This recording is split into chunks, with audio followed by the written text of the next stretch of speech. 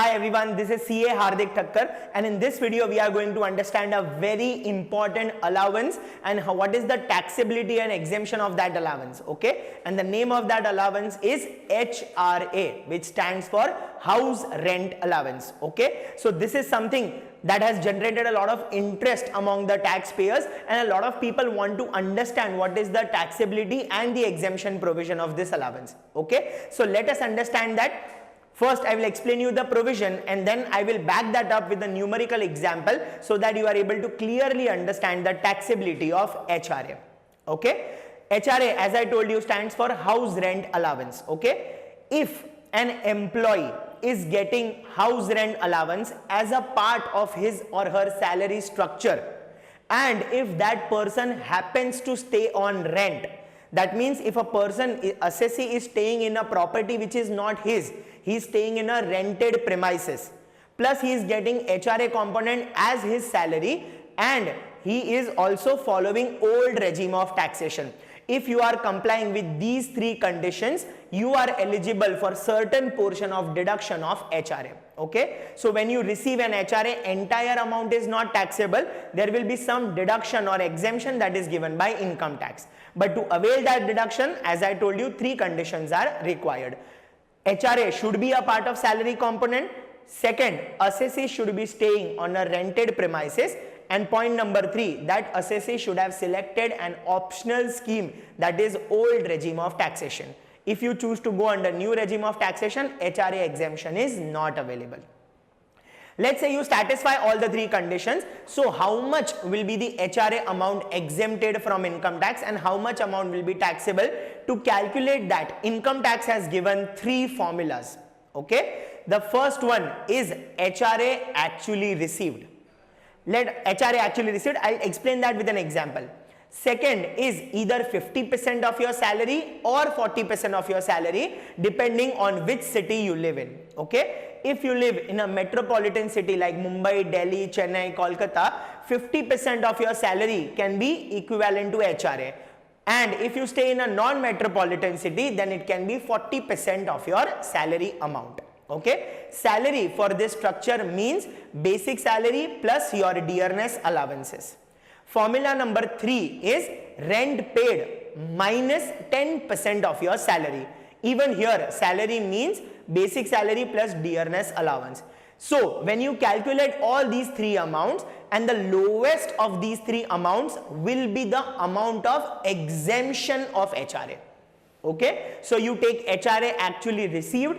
From that, you reduce the amount that you calculate in this formula. Okay, the lowest of the three calculations, you reduce that, and then whatever amount remains, that amount will be a taxable amount. And the lowest of the three calculations will be the amount of exemption provided. Okay, so now you have heard the formula. Now let us take a numerical example. Okay, and please pay very close attention to this. I am explaining this through an illustration. Let's say Mr. A is having an annual basic salary of 5 lakh rupees, okay? He also has a dearness allowance of 5 lakh rupees.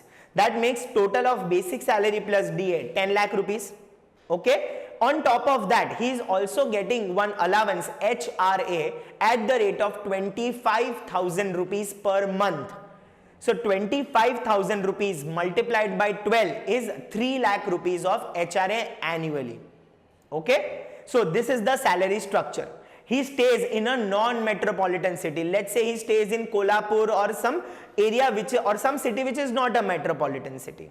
Okay, where he is actually paying a rent of 30,000 rupees per month. So how much is the total HRA he is getting every year? 3 lakh rupees, 25,000 into 12. How much rent he is paying per month? 30,000 rupees per month multiplied by 12. That makes an annual rent of 3,60,000 rupees. Now if this is the scenario, how much HRA will be exempted and how much will be taxable? Let us understand. Point number 1 is the HRA actually received. Okay, out of 3, first point is HRA actually received. How much is that? That is 3 lakh rupees. Okay. Second condition is 40% of your salary if you are staying in a non-metropolitan city. As I told you in this example that he is staying in a non-metropolitan city, so 40% of your salary means basic salary plus DA, which is 10 lakh rupees. So 40% of 10 lakh becomes 4 lakh rupees. So 4 lakh rupees is your point number 2. Okay, amount number 2. And your amount number 3 is rent paid less 10% of the salary.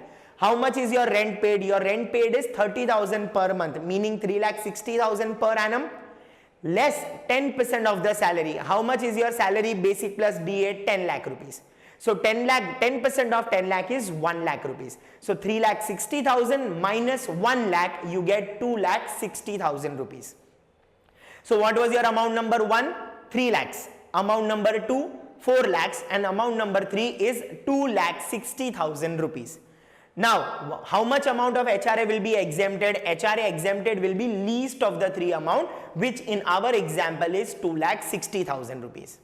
So, how will the taxability be calculated? HRA actually received 3 lakh rupees less HRA exempted as per Income Tax Act 2,60,000, and the outer column 40,000 rupees will be the taxable amount of HRA. Understood? I hope you have understood the concept of HRA properly with the numerical examples.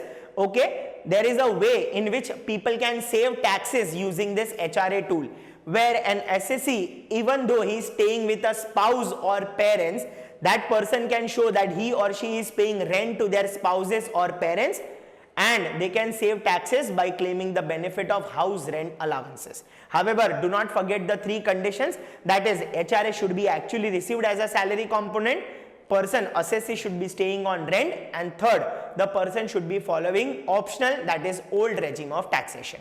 Okay, so these are the things that you need to understand about HRA. I hope it is clear.